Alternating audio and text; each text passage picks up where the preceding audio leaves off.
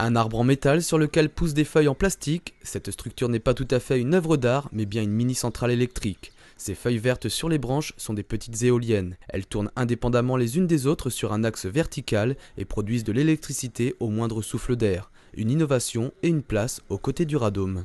Ça fait partie des énergies sur lesquelles il faut se pencher demain, et donc ça en est un bon exemple. En plus, comme vous l'entendez, on n'entend aucun bruit. Cet arbre à vent, donc, il a deux destinations. La première auprès des scolaires.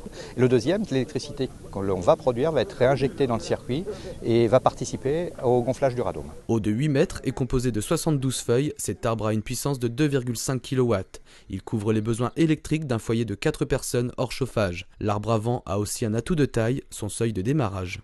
On démarre avec des vents inférieurs à 2 mètres secondes, c'est-à-dire la moitié de l'énergie nécessaire pour les autres éoliennes. Donc c'est un avantage concurrentiel très déterminant, puisqu'on profite à peu près 280 jours par an de l'énergie disponible, gratuite, alors que les autres machines démarrent à 4 mètres secondes, 5 mètres secondes de vent, ce qui réduit leur nombre de jours utiles à peu près 120, 130 jours par an.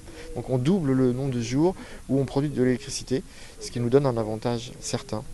Et aussi, comme on l'a voulu beau, on espère que les gens pourront l'accepter et le mettre au plus près de leur habitation.